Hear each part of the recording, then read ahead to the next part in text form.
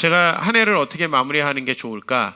좀 감사함으로 마무리했으면 좋겠다. 올해 정말 다사다난했던 한 해인데요.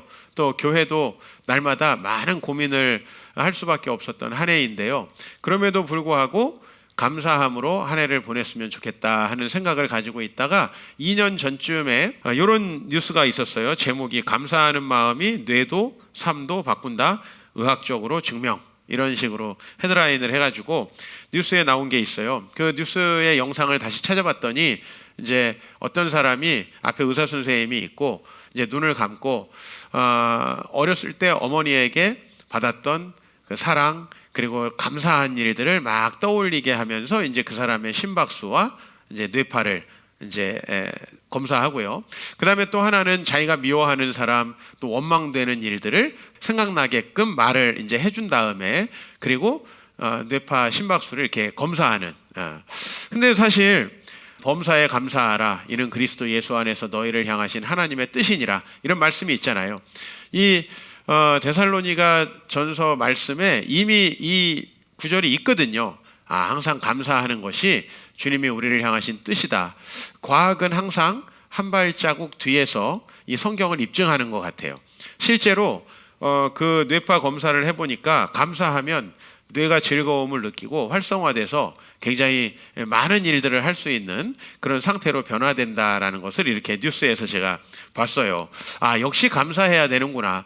물론 감사할 수 없는 일들이 많이 일어납니다. 때로는 이 한 해 동안 우리가 비판과 또 손가락질을 받기도 했고 또 여러분 개개인에게는 코로나 때문에 많은 어려움들, 직장 생활의 어려움이나 또 가정에서 자녀들을 돌보는 많은 어려움들이 있으셨을 거예요. 또 신앙생활을 유지하기에도 쉽지 않은 그런 한 해이셨을 수 있습니다.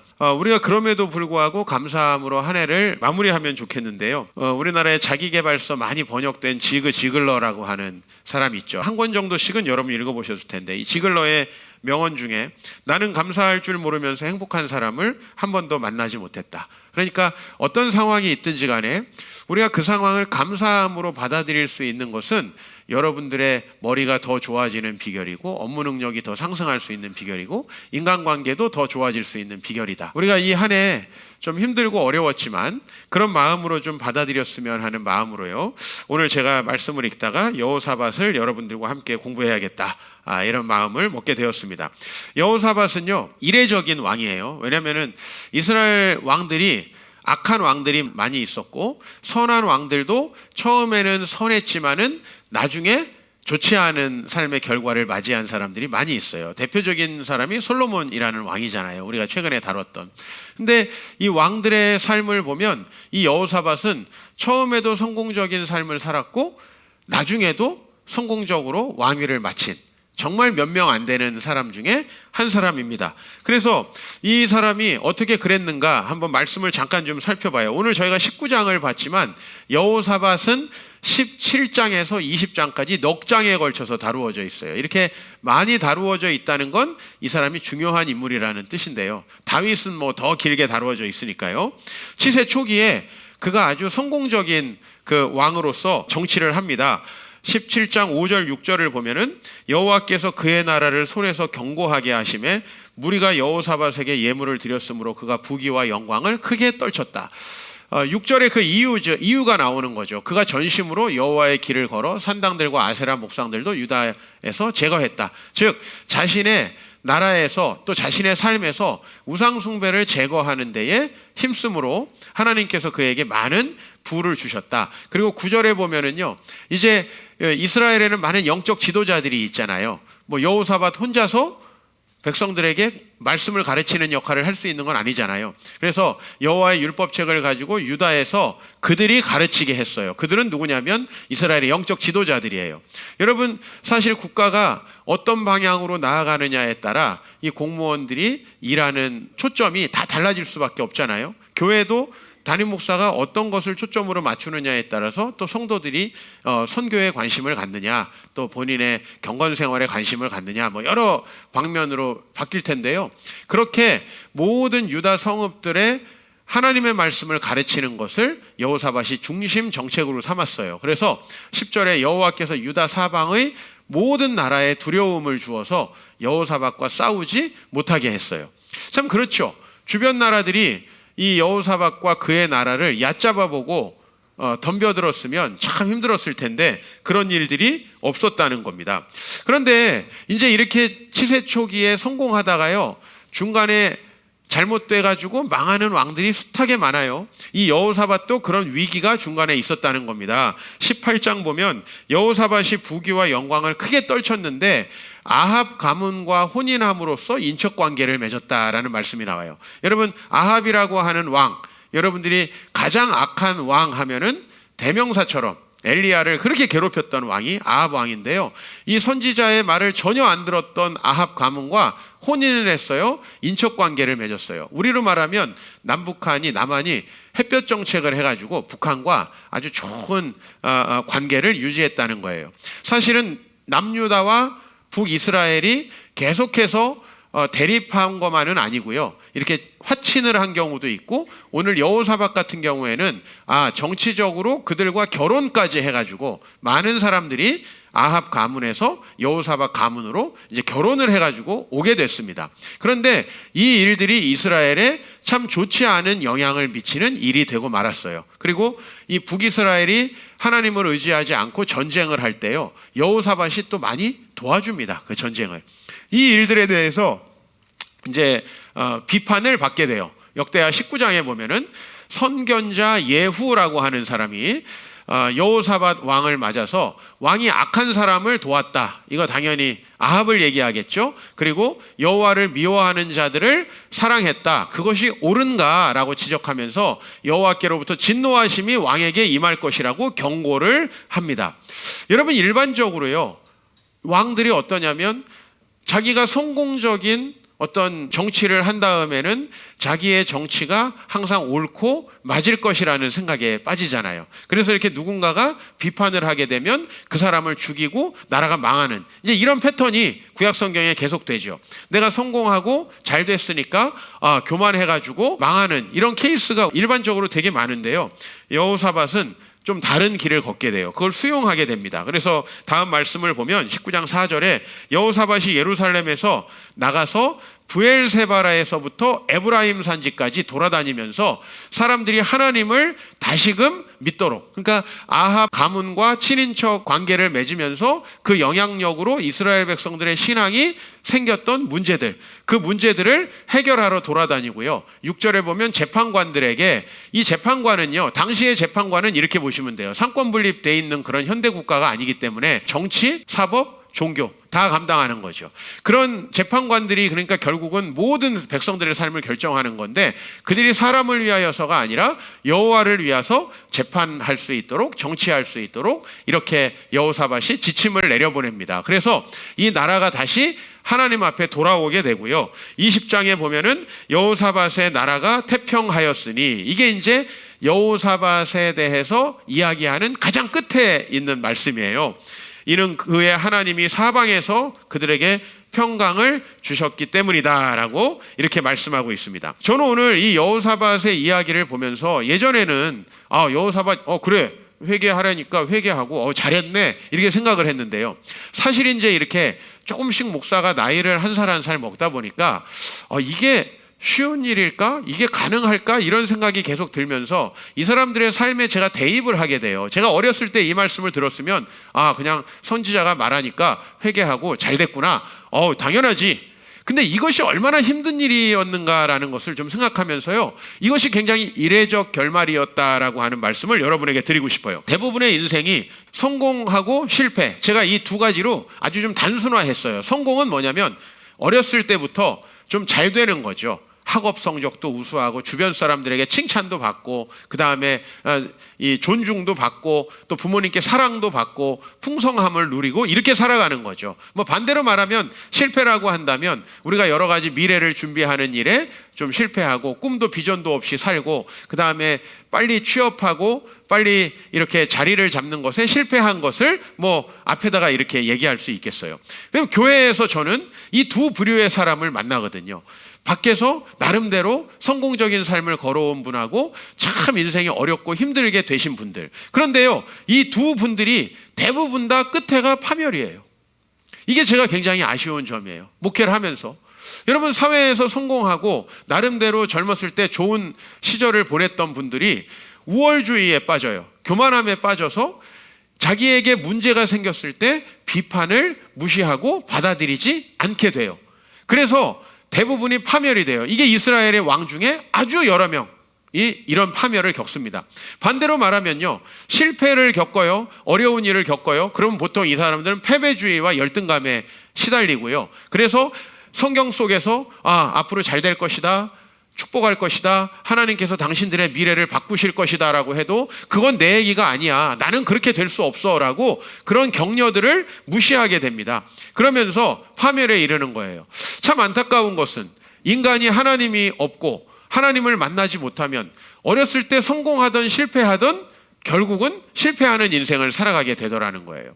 그래서 이 여호사밧이 얼마나 이례적인 성공이었는가. 그는 처음에 성공했어요. 아주 좋은 정치를 했어요. 그러나 그도 역시 오만해서 위기에 빠지는 상황을 맞이할 수밖에 없었어요. 이건 인간은 당연한 것 같아요. 왜냐하면 누구나 성공하면 그 성공의 함정에 빠지잖아요.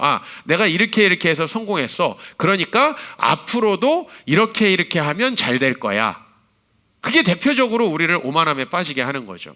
여러분, 노키아라는 회사, 좀 젊은 분들은 잘 모르실 거고 좀 그래도 인생을 사시면 노키아라는 회사를 알 거예요. 그 휴대폰을 써보신 적이 있을 거예요. 노키아가 과거에요, 휴대폰 점유율이 세계 50%였어요. 그냥 그 폴더폰으로다가 돈을 쓸어 담던 회사가 노키아랍니다. 근데 지금 노키아가 망했죠? 그죠? 노키아 휴대폰 쓰는 사람 아무도 없죠? 지금은 아이폰 독보적이고 삼성이 그 다음 위치를 차지하고 있는데, 왜 그러면은 노키아는 사라졌는가? 사실요, 아이폰이 나오기 4년 전에 이 노키아에서 터치 방식으로 바꿔야 된다라고 다 내부에서 그런 기술자들이 이야기를 했대요. 그 다음에 사진도 아주 고화질로 찍을 수 있는 그런 것들을 장착해야 된다고. 마치 그러니까 애플사에서 구현하고 있던 대부분의 것들을 2007년에 애플의 아이폰이 나오기 전에 노키아에서 4년 전에 다 제안을 했대요. 그런데 그때 그 제안들을 너무 잘 되고 있으니까 회사가 다 그거를 막고 그냥 폴더폰에 집중을 한 결과로 지금 노키아가 이렇게 망하게 됐다. 이 얘기는 아주 유명한 얘기더라고요. 그쪽 동네에서는. 그래서 이 사람이 어렸을 때 잘 되면 오판과 위기를 겪게 되는데, 그때 이 비판을 수용한다는 게 정말 어려운 일이다라는 거죠. 정말 어려운 일이다. 제가 나이가 들수록 이게 정말 어려운 일이다. 그리고 제가 목회를 할수록 정말 안 받아들이는구나. 정말 이것이 쉬운 일이 아니구나. 누군가가 말씀을 듣고 회개한다는 건 정말 내가 일평생 몇 번 볼 수 없는 일일 수도 있겠구나. 그런 생각을 제가 많이 하거든요. 비판을 수용하고 회개한 것이 이례적으로 성공의 결말을 낳았다. 제가 이제 기드온이라는 사람을 또 가져왔어요. 왜냐하면 이 여호사밧은 처음에 실패했던 모델이 아니기 때문에, 처음에 실패했던 모델이 전형적으로 기드온이에요. 기드온은 먹고 살기가 힘들 정도로 나라가 어려울 때 이스라엘에서 태어났어요. 그는 계속해서 우리 옛날에 어려울 때 저 북방에서 이렇게 오랑캐들이 와가지고 가을 되면 곡식을 훔쳐가듯이 말이죠. 기드온이 살던 때에는 여러 미디안 종족과 그 유목민들이 와가지고 이 이스라엘을 괴롭히던 그런 때였습니다. 그렇기 때문에 기드온이 성경에 처음 등장할 때는 패배주의에 젖어서 호구지책을 삼고 있어요. 호구지책이 뭐예요? 이제 어쩔 수 없이 입에 풀칠하는 일을 하면서 산다는 거죠. 여러분들이 기드온이 처음 나왔을 때 어떤 모습을 하고 있어요? 자기 혼자 먹고 살려고 보리를 타작하고 있는 모습으로 나와요. 그런 아주 패배주의의 전형적인 모습으로 나와요. 그런데 천사가 그를 격려합니다. 그리고 당신은 앞으로 큰 용사가 될 것이고 당신을 통해서 하나님께서 이스라엘 백성들을 회복시킬 것이다 라고 얘기하는데요, 그 얘기를 받아들이고 이렇게 성공한 사람이 성경에도 대단히 적다는 거예요. 저는 여러분들이 이런 이례적인 성공의 결말을 맞기를 원합니다. 제가 아까 하나님을 진짜 만나지 못한 사람들은 성공으로 시작하건 실패로 시작하건 파멸로 끝난다. 그런데 하나님을 만나서 그 비판을 수용하는 사람이나 천사의 격려를 받아들이는 사람은 성공하는 거예요. 여러분, 설교를 잘 들어보시면 설교는 이 두 가지예요.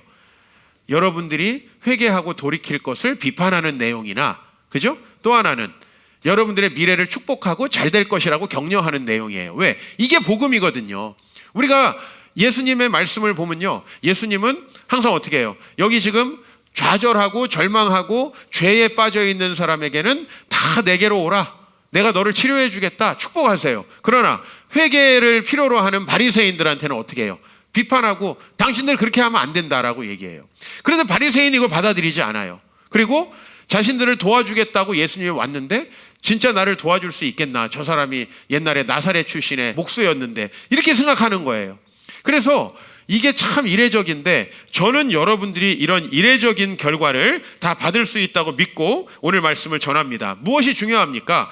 비판을 받아들이고 겸손하게 방향을 전환할 수 있는 성공자. 그러니까 여러분이 과거에 성공을 하고 그래도 사회생활을 잘 해왔던 분이라면요, 스스로에 대해서 비판적으로 자기를 성찰할 필요가 있다. 그러나 여러분들 과거에 성공한 일이 없고 나는 꿈이 없고 비전이 없고 내년에도 뭘 해야 될지 모르는 상태에서 지금 마음에 여러 가지 상처와 두려움과 불안함을 가지고 내년을 맞이한다. 그렇다면 여러분, 스스로를 격려하는 하나님의 이 메시지, 여러분의 삶에 하나님 나라를 주시려고 아기 예수를 보내신 그 하나님의 복음을 우리가 깊이 새겨야 한다라는 것이죠. 복음은 이렇게 두 가지로 우리에게 작용할 수 있어요. 그래서 칭찬과 명성을 얻는 삶의 문법이라고 이렇게 제목을 정했잖아요.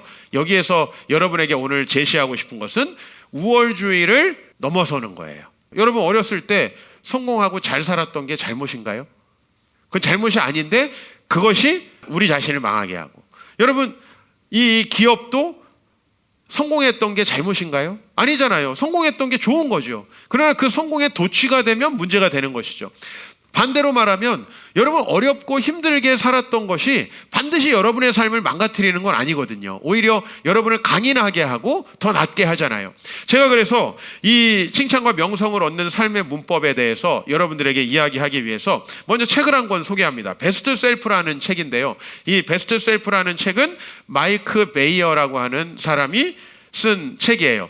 전 알코올 중독자 출신입니다. 물론 여러분, 베스트 셀프도 자기 개발서에 가까운 책입니다. 그런데 제가 이 마이크 베이어라는 사람의 인터뷰하는 장면을 이제 유튜브에서 좀 찾아가지고 봤어요. 그랬더니 이제 이분이 원래 알코올 중독자였고 자기 삶에 정말 소망이 없던 사람인데 스스로 자기가 그것을 극복하고 이제 자기의 삶을 잘 세웠어요. 그래서 어느 날 토크쇼에 나가게 됐어요. 미국의 유명한 토크쇼에. 그래서 토크쇼에 나가서 그 토크쇼가 많은 사람에게 영향을 미치게 되고, 그 토크쇼를 진행하는 진행자가 책을 써보는 게 어떻겠느냐라고 해서 쓴 책이 이제 이 책이라고 합니다. 이 책은 그러니까 살아있는 책이죠. 본인이 극복하고 나온 책이죠. 근데 이 책에서 제가 아주 중요하게 봤던 내용은 뭐냐면, 삶을 망가뜨리는 반자아를 극복하라.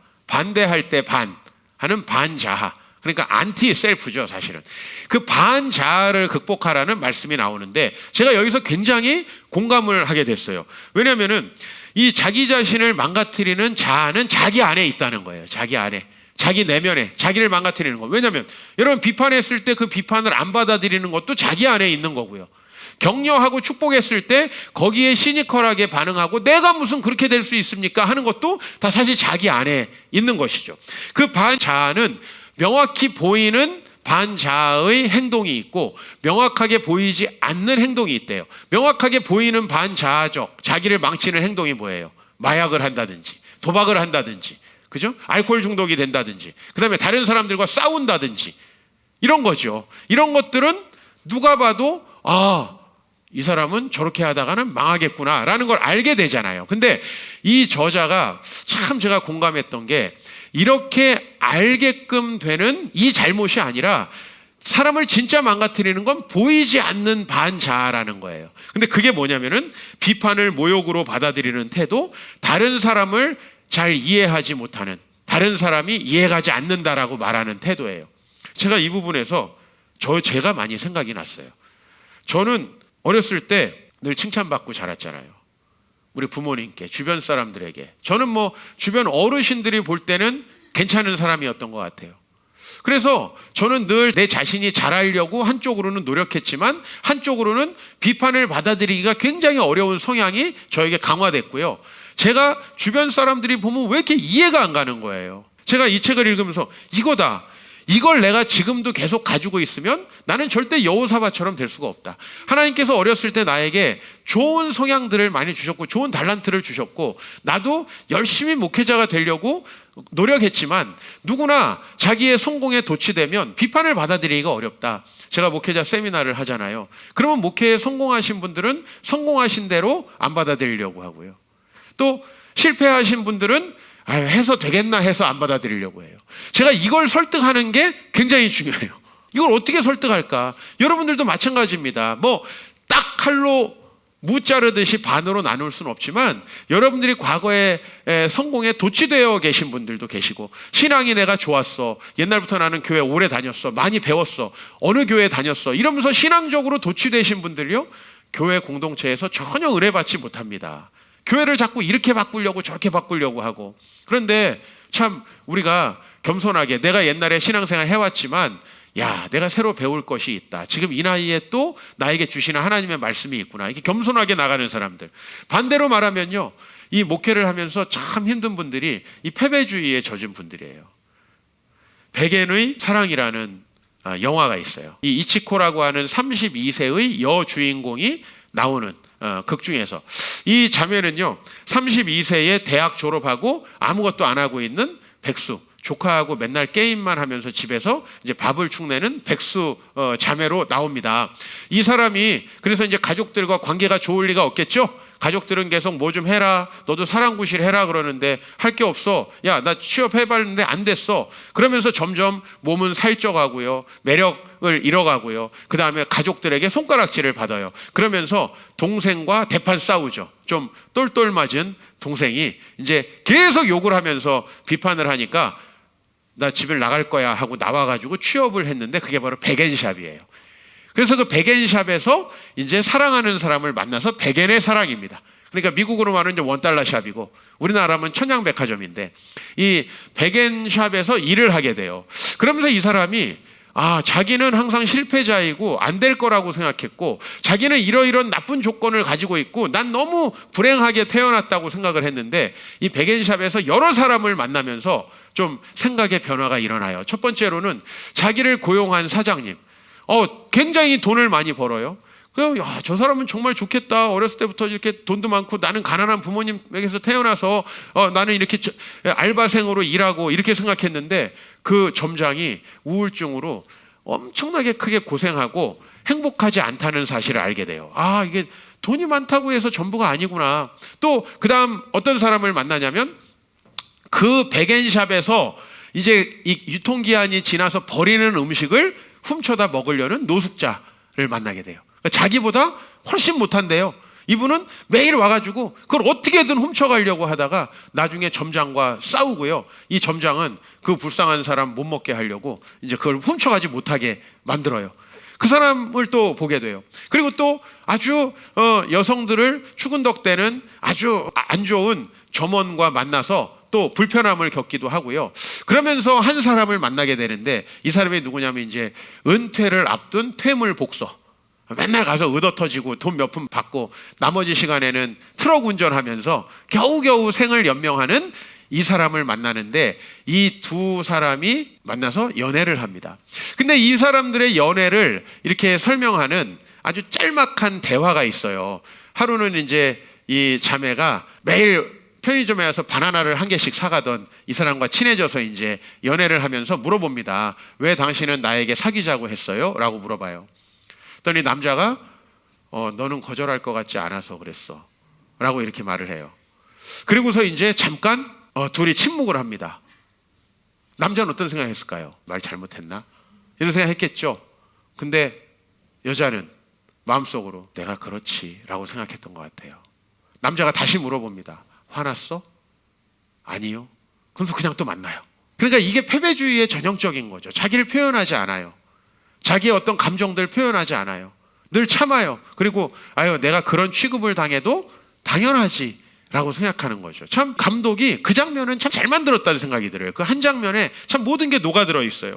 그런데 이제 이 사람이 그와 사귀다가 이 사람의 마지막 경기, 이제 은퇴 경기에 가게 됐어요. 근데 은퇴 경기를 갔는데 그 돈도 몇 푼 못 받고 막 싸우면서 막 얼굴이 만신창이가 돼가지고 권투 경기를 하는 것을 옆에서 보면서 저 사람들은 왜 저걸 할까라는 생각을 하는데, 그렇게 얻어맞고 서로 일했던 사람들이 끝나고 서로를 되게 격려해 주는 거예요. 너무 잘했어. 당신 다음번에는 이길 거야. 이러면서 막 껴안고 서로를 격려하는 모습을 보면서 이 사람이 좀 마음에 뭔가 느끼는 게 생겨요. 그리고 나서 이제 이 남자가 더 나은 여자를 만나서 가버립니다. 그리고 이제 이 여성은 나 저 권투 제일 멋있는 것 같아. 난 저기에서 처음으로 살아간다는 거를 좀 느낀 것 같아.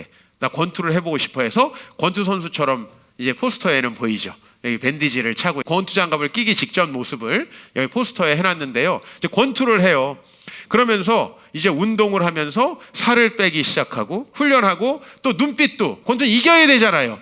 이겨야 된다라는 눈빛이 돌아오기 시작하는 거예요. 뭔가 나 앞으로 이길 수 있어. 승리할 수 있어. 이 영화에서 이 자매는 한 번도 못 이기고 끝나요. 그러나 그 눈빛이 달라진 것을 아버지가 어느 날 와서 봅니다. 그리고 딸에게 한마디를 해요. 너 분위기가 달라진 것 같아. 마음속에 이 패배주의가 사라진 거예요. 그리고 이 다음번에는 이길 수 있어 하면서 열심히 운동하고 자신을 가꾸는 모습이 있어요. 저는요, 우리가 이 세상 속에서 정말 하나님을 잘 모르는 사람들도 이렇게 삶의 여러 가지 경험들을 통해서 우리의 패배주의를 딛고 나가려고 하고, 또 자기가 그 교만했던 반자, 자기를 은밀히 망가뜨리는 그 반자. 여러분 교회에서도요, 여러분들이 뭐 술 먹고 뭐 문제가 생겨요. 여러분들이 뭐 큰 문제가 생겨서 교회에서 정말 남들이 바라봤을 때 누가 봐도 회개할 문제가 생긴 분들이요, 과거에 그렇게 살아왔던 분들이 교회에서 오히려 더 빨리 회복되는 것을 경험합니다. 오히려 자기 자신이 아무 문제가 없다고 생각하고 계속 자기 자신에게 주어지는 하나님의 말씀을 거부하는 사람들이요, 교회는 되게 오래 다니는 것 같고 삶에 문제가 없어 보이는 것 같지만 오히려 회복은 더 더디다는 것을 제가 많이 경험을 해요. 오히려 그 문제가 터져 나와서 아까 말했듯이 명확히 보이는 반자, 이런 경우가 더 하나님을 쉽게 만나죠. 또 제가 성탄절에 그 말씀 드렸잖아요. 마음에 독소들이 생길 때, 여러 좋지 않은 감정들이 생길 때 그걸 절대 떡볶이 먹거나 잠자면서 쉽게 해결하려고 하지 마라. 그거에 직면해라는 거죠. 나는 왜 그런 감정이 생기고, 나는 왜 불행하고, 나는 왜 행복하지 않고, 나는 왜 허무하고, 나는 왜 고통스러울까? 왜 나는 이렇게 분노가 일어날까? 그 감정을 남들이 다 하는 거야, 나는 문제 없어, 이렇게 할 게 아니라 우리 자신이 그 문제를 돌아봐야 된다는 거죠. 우월주의에 빠지면 어떤 문제가 벌어집니까? 늘 자신이 옳다고 주장하고 다른 사람의 인정과 보상만을 받게 되죠. 주변에 아첨꾼들만 생기게 되고 비판을 모욕으로 받아들이지 못하게 됩니다. 저도 참 힘들어요. 비판을 받는다는 것은, 여러분 내가 왕인데 선지자가 와가지고 당신 그렇게 해가지고 이제 징계가 임할 것이다. 일반적으로 왕은 어떻게 할까요? 감옥에 가두고 죽입니다, 그 사람을. 우리는 왕도 아닌데요, 사실은 비판을 받아들이지 않고 또 모욕으로 그것을 느끼면서 절대 자신을 바꾸지 않으려는 모습이, 혹시 저는 이게 참 많았어요. 너무 많았어요. 그러나 이 모습들을 조금씩 변화시켜 가니까 우리 아내가 저를 칭찬을 많이 해줘요. 많이 좋아지고 있으니까 조금 더 하세요, 뭐 이런 식으로 하는 거예요. 근데 저는 제가 앞으로 더 정말 겸손해지기를 소망해요. 저는 워낙 그런 성향이 없는 사람이에요. 근본부터 없는 사람이에요. 게다가 어렸을 때부터 많은 칭찬과 인정을 받고 살아왔기 때문에 너무나 저는 우월주의에 빠져서 살아갈 가능성이 높은 사람인데, 제가 여호사밧을 보면서 또 한 번 느껴요. 그러면 내 인생 끝이 좋지 않겠구나. 목사님들을 보면서요, 끝이 좋지 않은 분들을 너무 많이 봐요. 그래서 저는 참 그러고 싶지 않다는 소망이 정말 많이 있고요. 여러분들도 그렇게 되셨으면 좋겠고, 패배주의에 빠져 있는 사람들 항상 과거에 집착하고 그리고 항상 핑계를 대고 이유를 대는데요, 여러분 바꾸고 변화하고 새롭게 되는 것은 미래의 소망으로부터 생겨요. 하나님께서 여러분들의 미래를 바꿔주시고 새롭게 하실 거라는 소망을 갖게 되길 바랍니다. 스바냐 3장 19절 말씀, 올해 이제 인용하는 마지막 말씀인데요, 그때 내가 너를 괴롭게 하는 자를 다 벌하고 저는 자를 구원하며 쫓겨난 자를 모으며 온 세상에서 수욕을 받는 자에게 칭찬과 명성을 얻게 하리라. 저는 2021년이 여러분들에게 이 그때가 되길 원합니다. 이 이스라엘 백성들은 지금 바벨론 포로의 위기 속에 있어요. 그죠? 그래서 여기 보면 너를 괴롭게 하는 자들이 있다 그랬죠. 또 이미 고통을 당해서 절고 있다고 했죠. 또 땅에서 이미 쫓겨난 자들도 있고 지금 수욕을 받고 있어요. 부끄러움을 당하고 있는 상태예요. 그러나 하나님이 때로 우리에게 그런 아픔과 시련을 주셨다면, 아니면 우리에게 이런 비판과 아픈 상처의 말을 우리에게 줬다면 그것은 다 무엇 때문이에요? 하나님이 우리를 회복시키고 더 온전케 하시기 위함이라는 사실을 알아야 된다는 거예요. 그런데 우리는 좀 인정받으면 교만해지고 주변에서 조금 일이 안 풀리면 좌절하고, 이거는 복음을 믿는 사람들이 끝에 행복해지지 못하는 길이잖아요. 하나님이 여러분들에게 복을 주시기 위해서 부르셨습니다.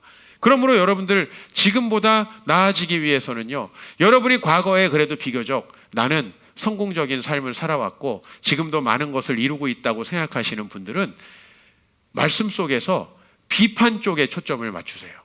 그리고 자기 자신을 피드백을 하려고 노력하시면 좋겠어요. 그러나 여러분, 제가 그런 설교만 할 수 없습니다. 그래서 저는 가끔 여러분을 격려하고 위로하는 설교도 하지 않을 수 없는데요, 여러분 안에서 상처가 있고 아픔이 있고 참 오랫동안 여러분들 세상에서 실패해왔고 누가 보더라도 여러분들을 칭찬하고 여러분의 명성이 높지 않을지라도 여러분은 그럴 때 기드온과 같이 격려의 말씀들을 들을 수 있어야 합니다. 어차피 목사는 이런 설교도 하고 저런 설교도 할 수밖에 없습니다. 그렇죠? 왜? 성도들이 다 한 사람만 있는 게 아니잖아요. 똑같은 분만 계시는 게 아니잖아요. 여러분들은 여러분의 적합한 말씀을 좀 들으셨으면 좋겠어요. 그래서 그렇게 변화되고 그때가 반드시 나에게 찾아온다, 칭찬과 명성을 얻게 하시는 게 하나님의 최종 목표다. 저를 하나님께서 책망하시고 또 성장하게 하시고 때로는 아픔을 주시는 것도 저는 감사합니다. 왜? 그 과정이 저를 성장시키는 과정이었기 때문에. 물론 어려움과 환난이 있었다고 그것이 자동으로 성장의 기회가 되진 않더라고요. 하나님 안에서 그것을 달게 받아들이고 삶의 변화를 주었을 때, 그렇죠? 마찬가지예요. 여러분들에게 비판과 이런 것들이 찾아왔을 때 여러분들이 너무 쉽게 모든 비판들을 나는 이렇게 무가치한 사람이구나, 나는 욕먹을 수밖에 없는 사람이구나, 이렇게 받아들여서는 안 된다는 거예요. 건강한 비판, 하나님의 말씀에 비추어서 여러분이 정말 진실하다고 인정할 수 있는 비판이면 받으시면 좋겠어요. 여러분도 아마 여러분들보다 제가 훨씬 더 비판에 많이 노출된 사람일 거예요. 저는 훨씬 많은 사람들을 알고 관계하기 때문에 비판을 많이 받아요. 근데 모든 비판이 정당한 비판이 아니거든요. 그럼 여러분 어떻게 해야 되겠어요? 하나님의 말씀에 비추어서 그래, 내가 고치고 새롭게 해야 될 부분이 있어. 그럼 그 부분에 대해서 우리가 하나님 앞에 진실하면 되는 거겠죠. 그래서 저는 여러분들에게 정말 실패를 통해서 칭찬과 명성을 얻는 미래가 왔으면 좋겠고요. 비판도 받으면 참 실패감이 들고 힘들잖아요. 또 여러분들이 실제로 여러 가지 일들에 실패했을 때 참 그것은 누가 비판하지 않더라도 나에게 참 실패감을 주잖아요. 근데 그것을 딛고 여러분들이 반드시 하나님 앞에 나아가길 바라고, 올 한 해가 참 여러분에게 힘들었을 수 있어요. 그렇죠? 참 업무를 하기도 어려운 한 해였고, 또 자녀들을 돌보는 것도 힘들었고, 또 내가 이 코로나 상황에서 어떻게 행동하는 게 좋을까, 우리 교회도 한 주 한 주마다 정말 고민과 시름이 많았고요. 예배를 드리면은 드린다고 욕하고 안 드리면 안 드린다고 욕해요. 이 목사님들의 저 하소연이에요. 저희도 마찬가지예요. 예배를 드리면 주위에서 저 교회는 왜 코로나인데 예배 드려, 안 드리면 또 성도들은 다 침체되고, 참 어려운 상황 속에서 저희가 있었지만 그래도 저는 감사함으로 이 한 해를 보내려고 합니다. 우리가 또 성장하는 한 해였을 거라고 믿고요. 제가 마지막으로 백엔의 사랑이라는 영화, 이제 그 영화에서 기억나는 한 장면을 여러분들에게 얘기하자면, 이 자매가 이제 막 뛰어가다가 철퍼덕 넘어집니다. 철퍼덕 넘어지는데 자기한테 뭐라고 하냐면 일어나 이 패배자야 라고 이야기를 해요. 스스로에게.